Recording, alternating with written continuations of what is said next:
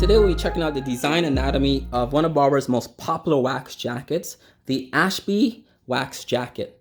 On this channel I get the most questions on this particular jacket, more than any other jacket I review on this channel.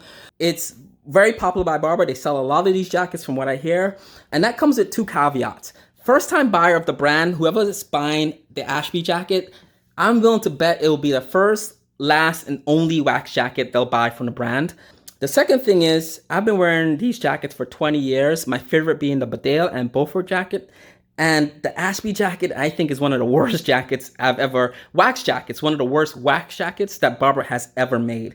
And I'm gonna go right in and show you guys why that is, through the design and tailoring language of this jacket. Not through anything else, but through just the design of this jacket. I'm gonna show you why I think, and that's my opinion, this is the worst jacket that Barbour has ever made compared to the Badale and Beaufort jackets, which this jacket is sort of a hybrid kind of Frankenstein mashup of those two jackets. As you'll see in a minute, let's go right in and see the design language. The first thing you'll notice, this has the muted tartan lining. It's a check that's similar to Burberry's print, and but I love this. It's very conservative. It's very well, it's one of Barbour's oldest tartans. They've used this since the dress garden tartans in the 1980s and 70s. You'll find navy blue color jackets with this tartan lining, which is really beautiful.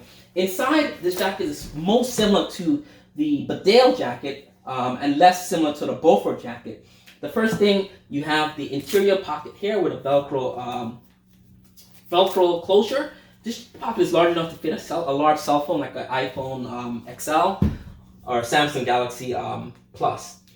Inside these pockets, you always have the size of the jacket. If anyone's buying this and looking for the size, it's always inside the inner coat pocket.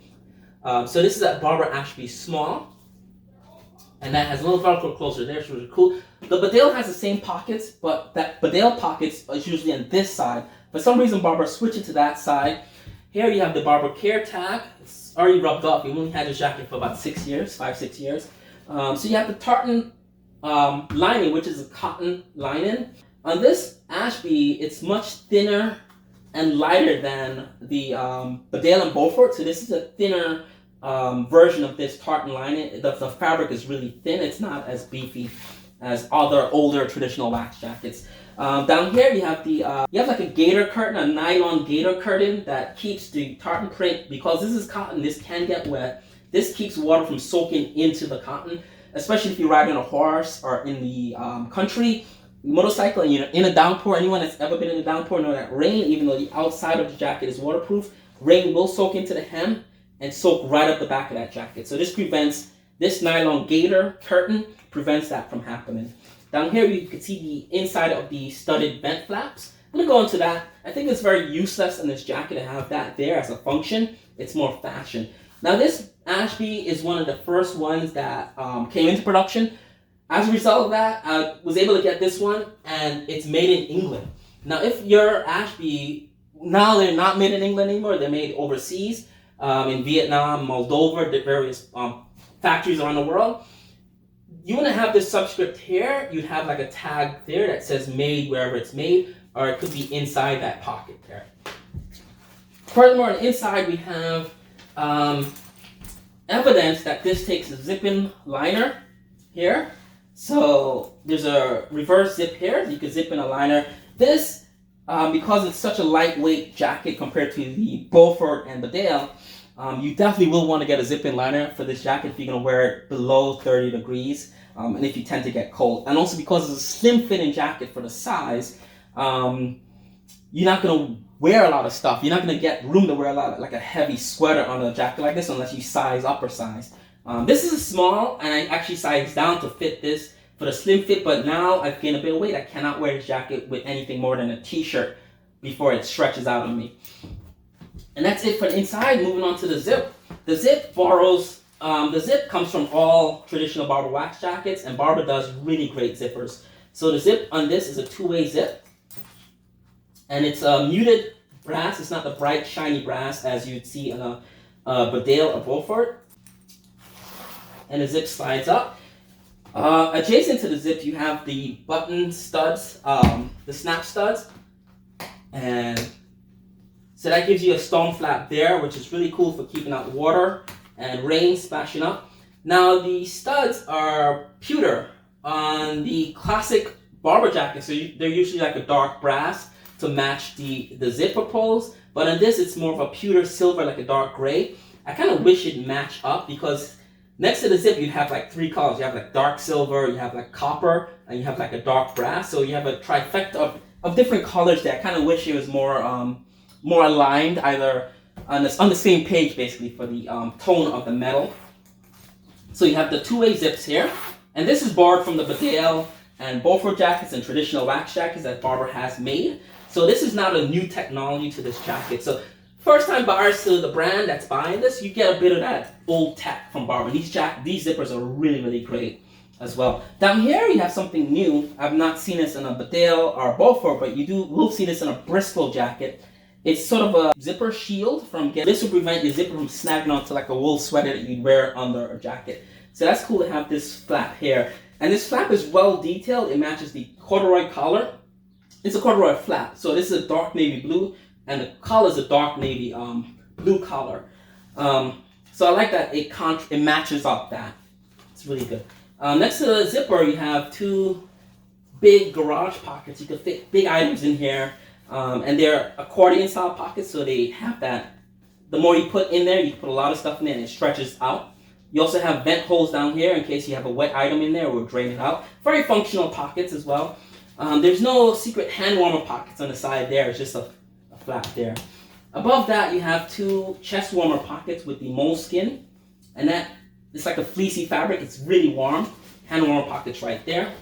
And moving on up, we have another storm flap for the neck that goes across, and this is also borrowed from the Badale Beaufort jackets, so you get some of that old tech there. Behind the collar, we have more studs, and this will take a hood. These jackets all share the same hood, whether you have a Beaufort, Badale, or Ashby jackets. If your wax jacket from Barbour has the studs here, you could fit a hood, just any hood onto this jacket. But the way you would do it, you go into a store that sells Barbour products and you order the hood with a muted tartan lining. If you have a different color, you order the tartan lining for that hood, and the hood is universal, just click snap right in there. Now I tend to never use the hood. I have several hoods in my closet and never use the hoods. Moving to the back of the jacket. Now back here is just plain. You have a center seam down here. This jacket has a lot of seams. So you have two seams here, a seam there, a seam there. Now, it has more seams than your Ashby and Badale. As a result of that, seams are the weakest point of a waterproof jackets. A lot of the Gore-Tex hiking jackets have something called double tape seams. So they reinforce all seams in those jackets, those waterproof Gore-Tex jacket, to ensure, even though the Gore-Tex is waterproof in itself, when you stitch the fabrics together, the seam is the weakest point. And this jacket has a lot of seams. And as far as I know, Barbour does not, I don't know if they double tape seams, but I have not seen any evidence that they do that. So even though this is a wax jacket, your waterproofness of this jacket will lessen by having so many seams on there. Down here you have the most useless flaps I've ever seen on a jacket. Now this works in a Badale because the Badale is a shorter cut jacket, and Badale flaps all the way up when you unflap it. This is just for more fashion, because the jacket is so long. Unless you have a really long torso, you're really tall, and you sit down in something, having this unflapped doesn't help you. And if you want to put your hands in your pocket, like I've shown you in my Badale video, this is not going to really help you because the jacket actually comes right above mid-thigh, so it doesn't really help you in any regards of sitting down or having access to your hip belt or your pocket. So this is probably all fashion, and it streamlines the slim fit look of this jacket. Down here you also have three, under the armpits you have three ventilation holes, and I'll tell you why they're the most useless ventilation holes I've ever seen in a jacket. So let's go inside to the sleeve. The sleeve on this jacket is not articulated. It's regular sleeves with a seam that goes across the top of the shoulder, and as I said with the seams, because this is on top of the shoulder, when rain hits it, it will seep into that seam unless the seam is double taped seam. I don't think it is. So having a seam on top of the shoulder where rain would sort of contact the jacket when it comes down in the downpour does not make this sleeve waterproof at all. So this jacket has less waterproofness than a Badale or Beaufort that have full raglan sleeves with no seam on the shoulder. Sleeves on this is also not articulated at all. You'll see when I take it outside. Inside the sleeve, normally on the Badale you have the tartan going down the sleeve. On the Beaufort you have a similar lighter nylon than this, but this is a heavy thick nylon that's not breathable at all. And if I wear this jacket with like a business shirt and even like a 50-degree day and I'm sitting down somewhere in the sun, my sleeves are sometimes just covered in sweat because the sleeves are not ventilating, they're not breathable at all. And overall this jacket I find is less breathable than a Beaufort and a Badale. It's very less breathable, but it's not as warm. So it's a weird discomfort that comes with wearing this jacket. It looks good, but when it's warm, you're just gonna feel like just sweaty and clammy. But when it's chilly, like when the wind blows, it just blows right through the jacket. So it's a weird mix of how to wear this jacket. But I said, if it's fashion that you want, this will be perfect for you. And here's why those vent holes are so useless. They don't come through the jacket, so inside there's no ventilation holes. I could feel them right there. I could feel like 1, 2, 3, but it's just on the outside of the tartan print, which is very useless to have ventilation holes that don't come through the whole jacket. You know, it doesn't come through the whole jacket. I don't get why have that unless it's for fashion, right? So that's it. So the sleeves, like I said, it's just a thick, similar to the nylon here. It's almost the same nylon, so it's like a thick, like almost like wearing garbage bags on your sleeves. So I don't find them to be very breathable at all. And hence why I think this is one of the worst jackets Barbour has ever made. It's a wax jacket. And that's no disrespect to Barbour. I love the brand. I'll always support the brand and recommend people get the traditional ones like the Beaufort and Badale jackets. But I will not recommend an Ashby jacket unless all you want is fashion for a few years and then you get rid of this. But let's put this on the back and take this outside and see how it looks on me. 5 foot 8 inches tall, 160 pounds, and I'm wearing the Ashby in a size small here. On me, it fits slim. I'm only wearing a t-shirt under this jacket. When I got this, I was much lighter. I was 150 pounds, so I probably should be wearing a medium, but as you see here, it looks really good on me. It's a slender jacket, slim fit jacket. If you want slim fit and a good looking jacket, this is a jacket for you. It is not a cheap jacket. It is around $400, so you have to consider that if you want some sort of function from this jacket or, you know, comfort when you wear it. I'm wearing a t-shirt with this. It's about 60 degrees on this day. I'm not too cold. The pockets here, my hands are in my pocket.